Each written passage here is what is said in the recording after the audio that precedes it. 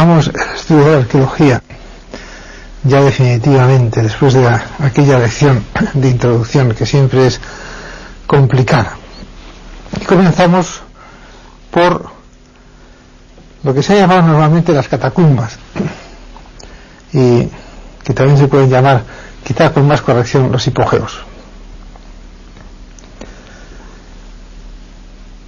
Todos los pueblos han necesitado naturalmente desembarazarse del cadáver, y todos los pueblos han adoptado dos soluciones, llamémosle religiosas: el enterramiento y la incineración.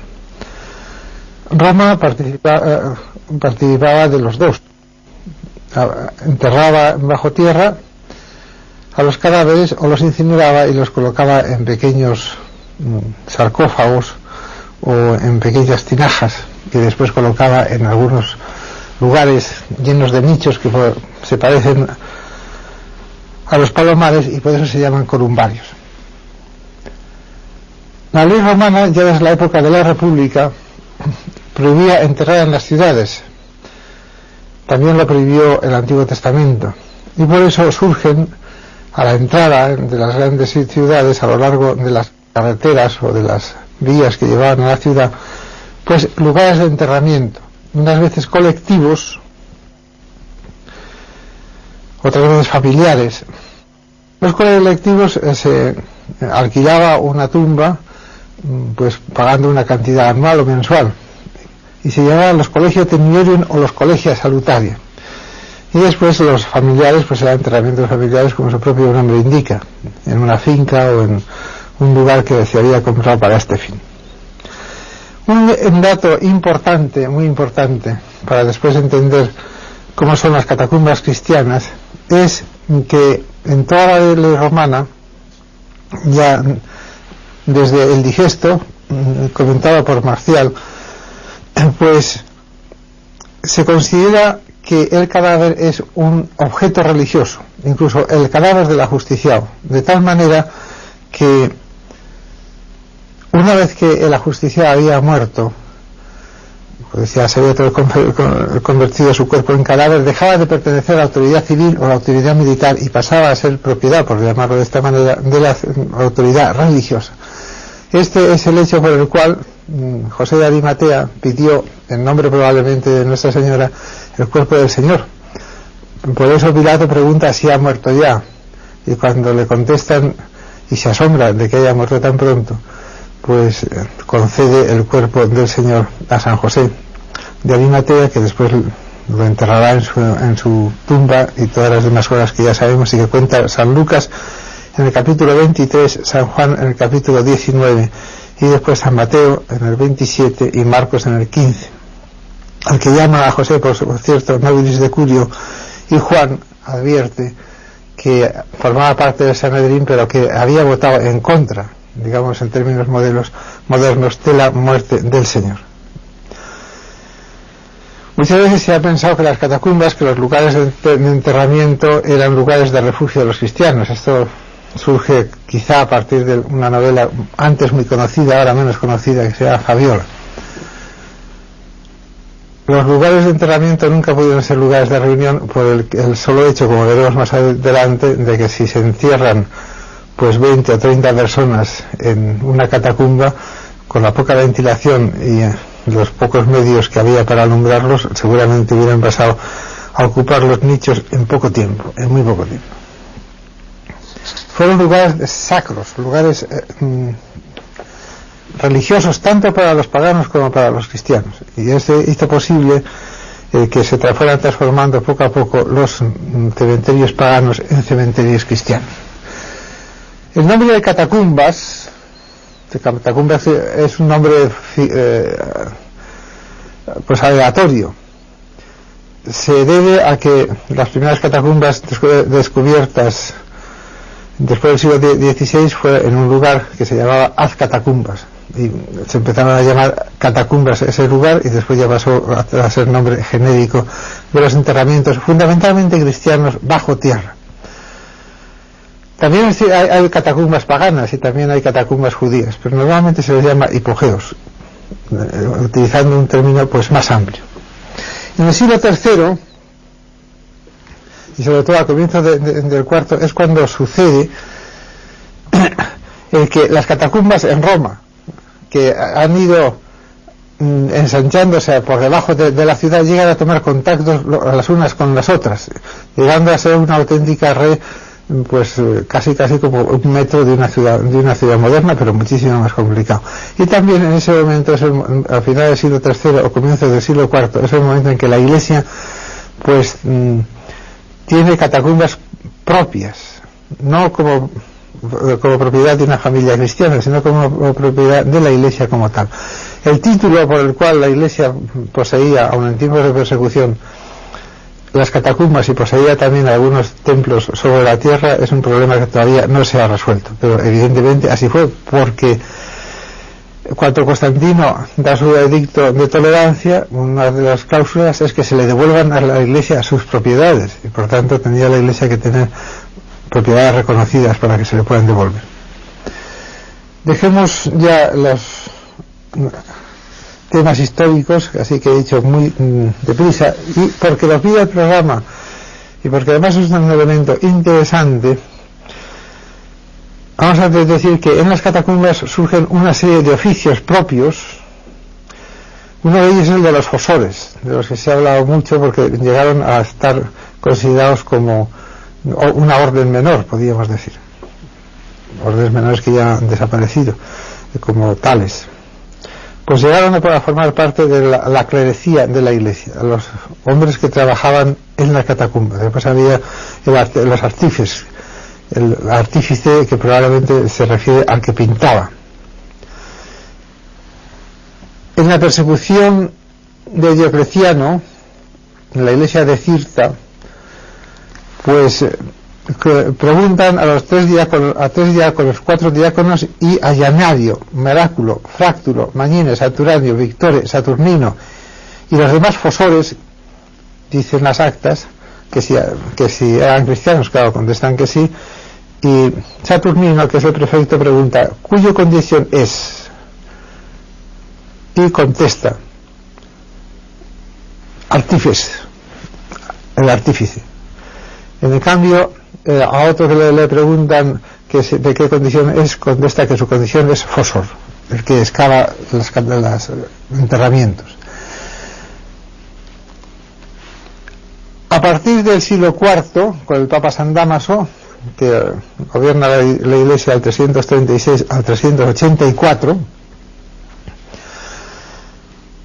surge el auge mayor de las catacumbas, y a partir de esta época van decayendo, en parte también por las invasiones musulmanas, hasta que se abandonan totalmente, exceptuando probablemente, como ya dije en la introducción, las de San Sebastián. Y pasamos ya directamente a los enterramientos. Comenzaremos por los enterramientos judíos y voy a empezar a dibujar algo.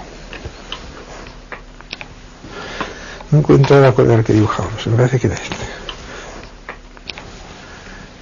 Vamos a empezar por los enterramientos judíos y el enterramiento del Señor, donde fue puesto el cuerpo del Señor. El enterramiento judío normalmente es una gran cueva. Vamos a dibujar la cueva así. Esto sería el terreno. Al que se entra por unas... Vamos a dibujar aquí la puerta. Esto sería la sección. Y aquí vendría pues la cueva por dentro, que viene aquí. Se entra por una puerta relativamente pequeña, de forma circular, como veremos después, y se baja por unos escalones hasta el suelo de la cueva.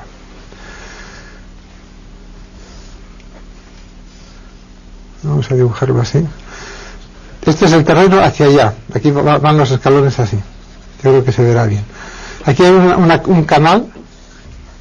Y aquí hay otro canal que va hacia allí. Y en ese canal rueda una piedra redonda que tapa la entrada de la cueva, que es circular. Esta es la entrada de la cueva, y aquí vendría la rueda que, rodando en este sentido, tapa el agujero, y rodando en el otro sentido pues lo abre. Esta es la piedra que las santas mujeres no sabían quién les iba a correr y lo habían corrido ya los ángeles. Dentro de la cueva hay normalmente una arrimada a la pared o en el centro de la cueva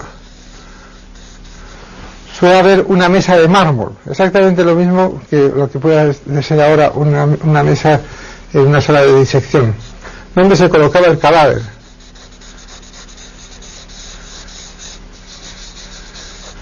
Envuelto en lienzos que habían sido impregnados antes con perfumes. Se colocaba el cadáver, se cerraba la puerta, se sellaba bien la puerta con cal y se esperaba 3 o 4 meses a que sucediera la descomposición y a la vez pues la transformación en momia del cadáver. Por eso cuando el Señor dice que abran la puerta cuando Lázaro está muerto, dice Marta, Señor, ya hiede, porque todos los olores los absorbe la roca o la tierra, y cuando ya pasan 3 o 4 meses se puede abrir esa puerta sin peligro, pero no antes. Una vez que el cadáver ha sido embalsamado, se entierra en unos nichos que van en profundidad, así como los nichos de las catacumbas se dan a lo largo.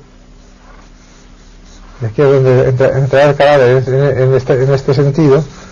En los hebreos van penetrando dentro de la roca y el cadáver se entierra en ese sentido, en el sentido contrario a la pared, y después se tapa naturalmente con una losa. Estos se llaman enterramientos de horno. Enterramientos de horno o hebraicos.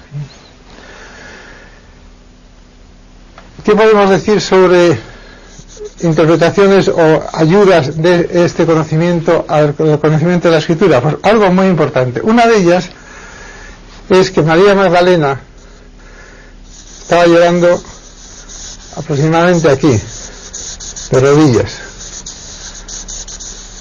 porque ya han dicho que la entrada de la cueva suele ser muy pequeña. Pues dice, me parece que San Juan sí el que cuenta, que se acercaban a la cueva y tenían que agacharse para entrar.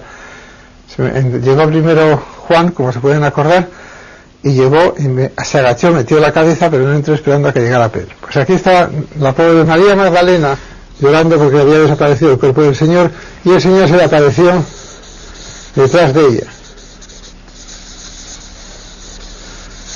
Me dibujo muy esquemáticamente. Entonces María se volvió,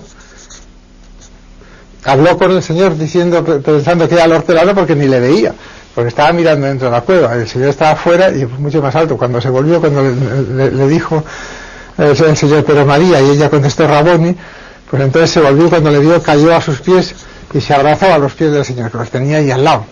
Entonces el Señor le dijo, no me retengas, aunque la traducción latina tradicional sea non me tangere, no me toques. La traducción directa del griego es no me retengas, que voy a mis discípulos. Después les dice que les esperen en Galilea, etcétera, etcétera.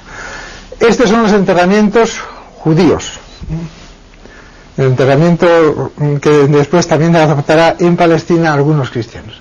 Y vamos ya directamente con los enterramientos romanos, que son los que nos interesan.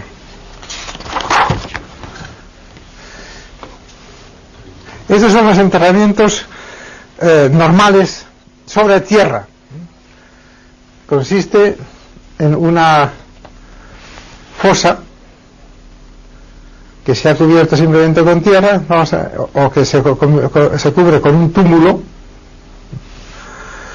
o que se cubre con una pieza de mármol que puede estar tallada en forma de paralelepípedo, o puede estar tallada en forma redonda, o lo que se llama, o una más complicada, que es lo que se llama una cubierta de acróteras. Vamos a poner otra vez el papel y dibujo cómo surgen las acróteras. Este no es. Un sepulcro de acróteras, una tapa, que después pasará a ser tapa de sepulcro de acróteras, es de la forma siguiente.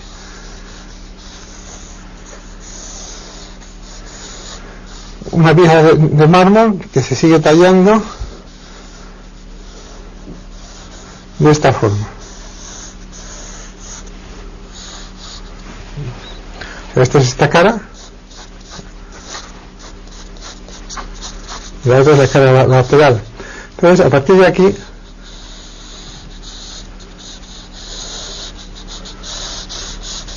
vamos a hacerlo así mejor. Parecen como una tienda de campaña, y estos cilindros llegan hasta la tienda, hasta la superficie de la tienda de campaña, haciendo esta forma. Lo mismo le ocurre a estas esquinas de aquí. Estas esquinas es lo que se llaman las acróteras.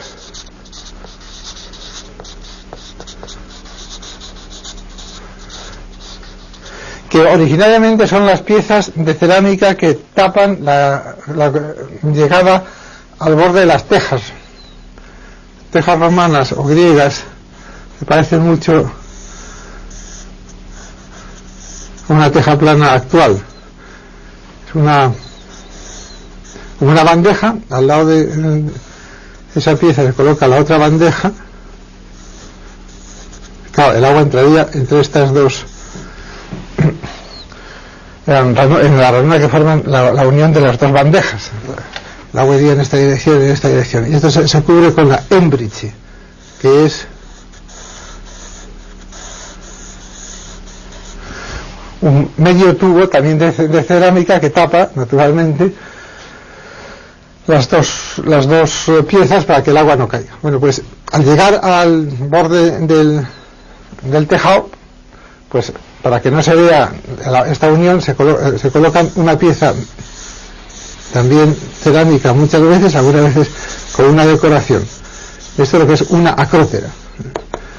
Imitación de estas acróteras en estas esquinas de la tapa de una tumba, que cuando es tierra, pues es tierra como hemos visto antes, pero que también puede tapar una caja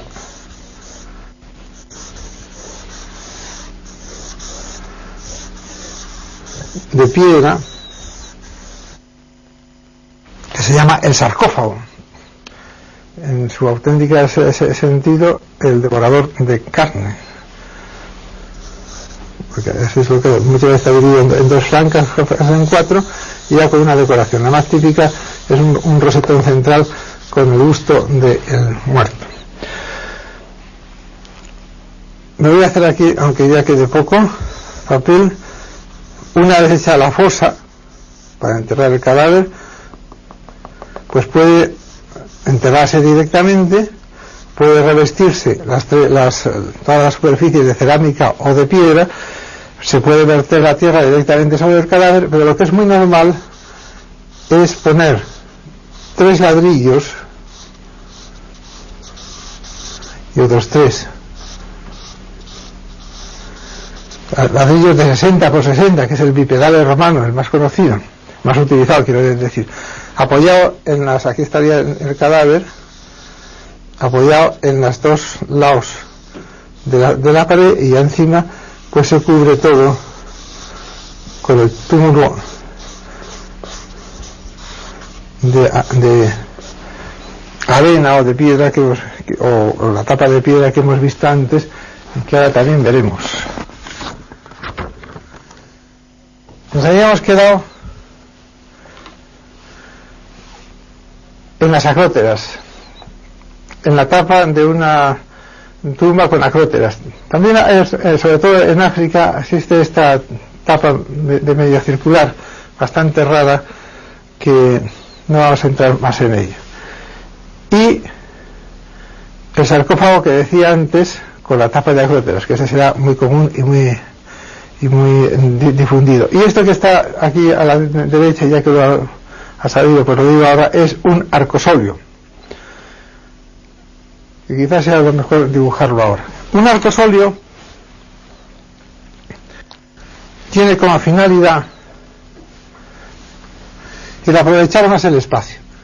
Vamos a suponer que esto sea el predio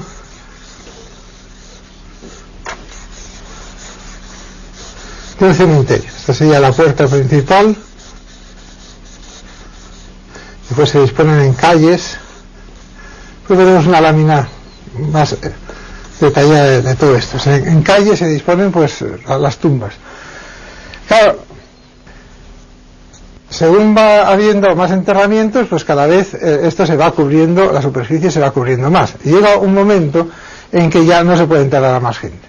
Para aprovechar más el espacio, en el muro se hacen unos arcos, unos nichos a raíz de tierra, y así se puede aprovechar este espacio para enterrar a otro. Esto se llama un arcosolio, aunque exactamente no es lo que voy a decir, como regla mnemotécnica se puede acordar de arco en el suelo, el arcosolio.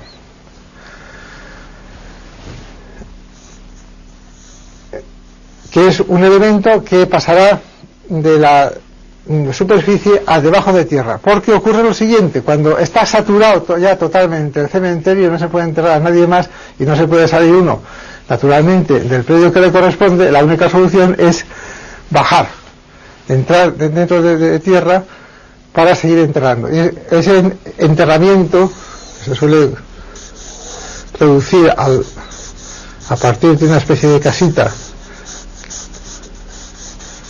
La voy a dibujar muy mal para ir deprisa y después verlo más detalladamente, con unas escaleras, baja una superficie que suele ser mayor o menor según el terreno, pero que varía entre 10 y 12 metros muchas veces, pues se entra ya a las galerías de lo que llamaríamos una catacumba, y veremos como todos los elementos de la superficie pues pasan, convenientemente modificados por supuesto, al interior de la catacumba. En la catacumba pues aparecerá también el arcosolio, que en la catacumba, o sea, dentro aparece, no sabemos por qué, pero elevado 1 metro. Así como fuera aparece, ahora veremos, eso de tierra, en la catacumba aparece a 1 metro. Otro elemento que veremos también más adelante, importante del enterramiento sobre tierra, vamos a suponer que esto sea un sarcófago, aunque con respecto a esta casita resulta desproporcional, pero después lo veremos proporcional. Un sarcófago dispuesto sobre tierra, pues evidentemente se moja. Para protegerlo colocaríamos pues 4 pies derechos, que pueden ser de mármol o pueden ser de madera, y encima un tejadillo con las tejas en esa dirección y las tejas en esa dirección. Esto es lo que se llama un ciborio, o también se llama baldaquino.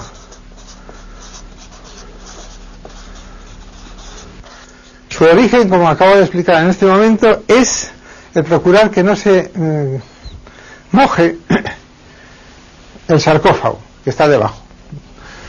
Lo mismo puede ocurrir si el sarcófago está colocado en la pared. Se coloca un tejadillo que ahora se apoyará en la pared y se apoyará en el suelo en 2 pies derechos nada más. Esto se llama una tegleta, o simplemente un gabibolo en castellano, aunque la palabra sea rusa. El ciborio, y también la tegleta, pero fundamentalmente el ciborio, que es funerario, pasará también abajo como veremos, pero tiene una transformación posterior muy interesante, y es la siguiente. Su origen es funerario, como acabo de explicar. Cuando se coloca el altar encima de unas reliquias, claro, desaparece el ciborio. Normalmente que aparece, y aparecerá con San Pedro del Vaticano, y después veremos cómo es ello, una cámara de reliquias. Encima pues un suelo que puede ser de mármol o puede ser la misma roca. Encima el altar, vamos a dibujar de costado, casi nunca centrado exactamente con las reliquias. El ciborio, que debía estar aquí abajo, desaparece puesto que está bajo tierra, y se coloca el ciborio que indica que el cuerpo es martirial, o sea, que indica un hecho funerario, se coloca encima. Los cristianos se acostumbran, en la liturgia se acostumbra a ver el ciborio, esto sería la nave de la iglesia, a ver el ciborio encima del altar. ¿Y qué ocurre? Pues que con el paso del tiempo viene a significar el altar, y entonces se habla, pues falsamente, de que el ciborio es un símbolo eucarístico. No es un símbolo eucarístico, es un símbolo funeral, que por una transformación del tiempo pues tiene otro significado distinto. Esto lo vamos a ver ahora en esta lámina. Y podemos ver un cubículo, o sea, una habitación, por llamarla de esta manera, enterrada con un arcosolio, que puede ser muy complicado, pues en ese caso tiene unas columnas y unos arcos encima del arcosolio. Este es un arcosolio que ya deja de ser arco para ser cuadrado. Aquí tenemos uno decorado imitando incluso, como veremos más adelante, una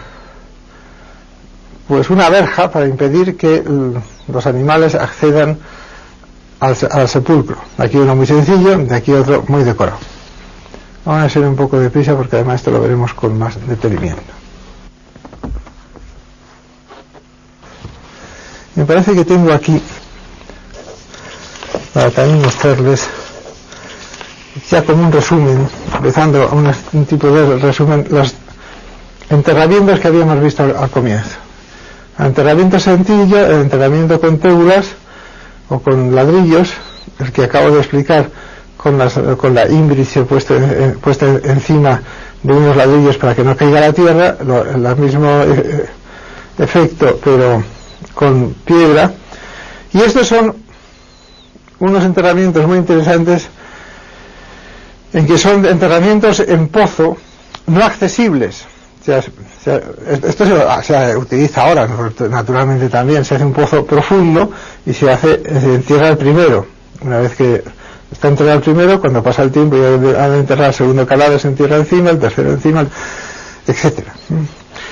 Enterramientos de pozo no accesible.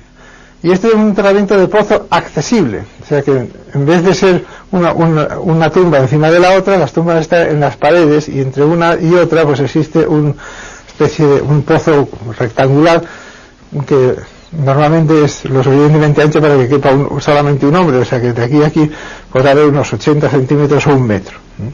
Y de aquí a aquí pues habrá los 2 metros o 2,50 suficientes para que el cadáver pueda ser enterrado de una forma lateral. Se cierra el pozo normalmente con unas losas de piedra de aquí encima, estaría aquí encima. Estos son los enterramientos más sencillos, más normales, que además se utilizan hoy. Vamos a ver a continuación las teglatas que he explicado antes, también como resumen. Una teglata con el tejado a 2 aguas, una teglata con el tejado a 3 aguas, 1, 2 y 3, esta una sola agua, o sea que tendríamos las protecciones de pequeñas edificaciones pegadas a la pared. Y las dos importantes, o una sola exenta, pues sería este baldaquino, que no tiene protección contra los animales, y este baldaquino que tiene esta valla de madera, también podría ser en algún caso muy rico metálica.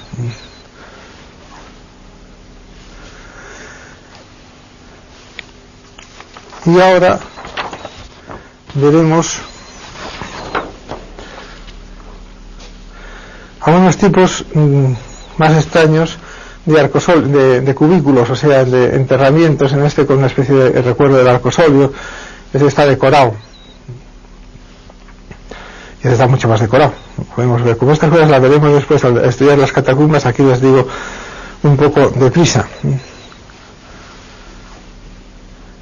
Estos elementos que cierran la tumba suelen ser normalmente cerámicos, también puede ser de piedra o de mármol. En este caso serían cerámicos. Los enterramientos son estos. lo que está entre medias decorado es la roca. Ahora veremos también algunas fotografías para anticipar lo que después será ver las iglesias, perdón, lo que después será ver las catacumbas. Y en esta última lámina que vamos a mostrar ahora se ven un baldaquino, pero que ha bajado a ser debajo de tierra, parece como excavado de una manera. Esto sería una teglata porque está pegado al muro, y esto sería un auténtico baldaquino. Son muy poco corrientes. Este es un poco más corriente y este es menos normal. Y ahora voy a explicar para terminar ya definitivamente los elementos construidos o excavados de una catacumba, el mausoleo. El mausoleo es una construcción, una pequeña casa. Estoy haciendo una sección del mausoleo, una sección transversal del mausoleo. Estos serían los muros. Y se cubre, vamos a cubrirlo con una bóveda de cañón. Ya veremos lo que es una bóveda de cañón en todo caso más adelante. Este muro sigue hasta más arriba y este sigue más arriba, haciendo aquí el pequeño escalón para que se apoye la bóveda.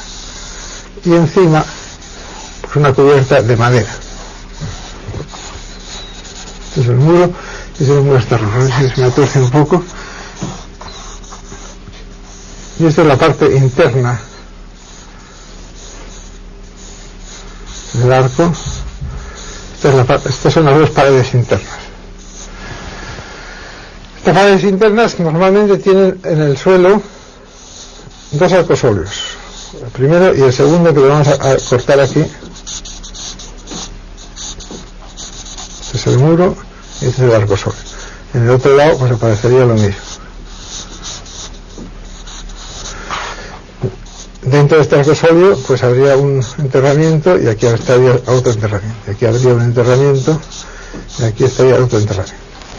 Las paredes, a partir de aquí, pues se decoran normalmente con dos pequeños arcos, dos pequeños nichos y otro pequeño nicho aquí arriba,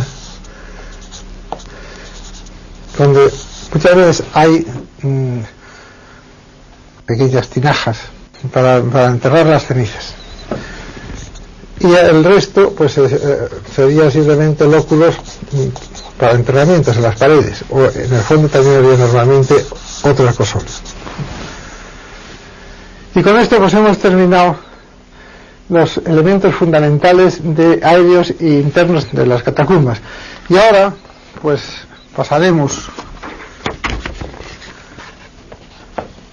a explicar esta lámina, que es un resumen de todos los elementos que constituyen una catacumba, y que son pues de izquierda a derecha o de arriba a abajo, pues de más complicados a menos complicados normalmente. Pero antes vamos a ver algunos ejemplos.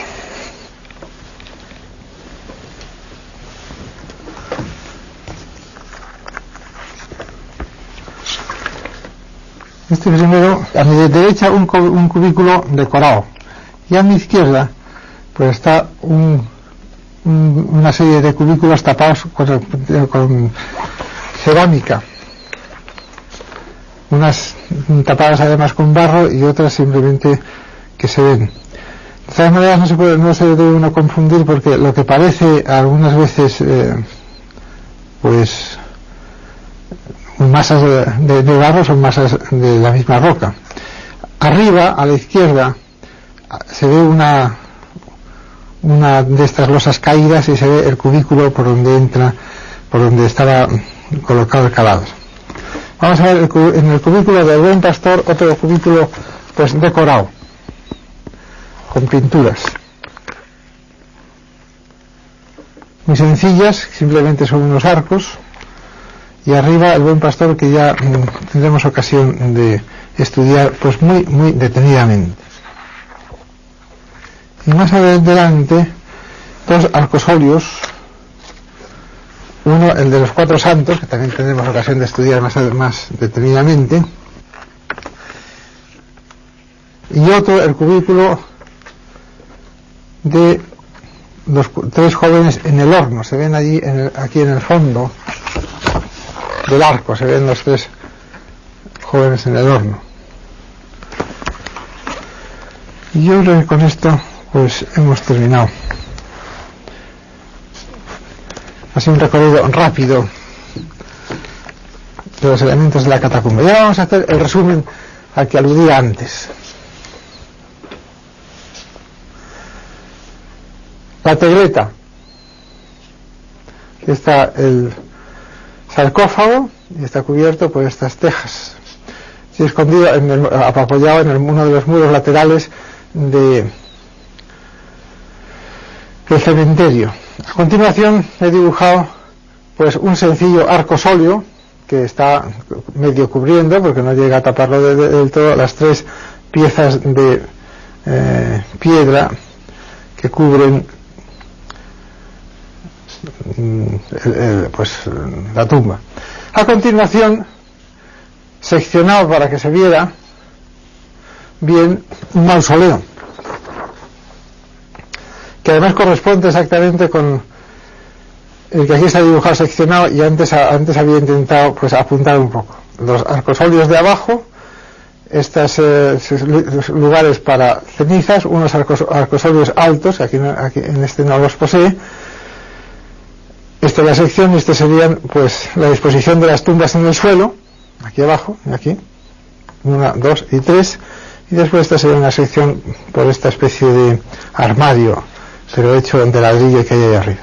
Este es el mausoleo que aquí en este cementerio ficticio pues correspondería una fila de mausoleos, que no es tan ficticio, porque veremos que estas filas de mausoleos existen en casi todos los cementerios, y muy especialmente en el Vaticano, que tendremos que estudiar muy detenidamente.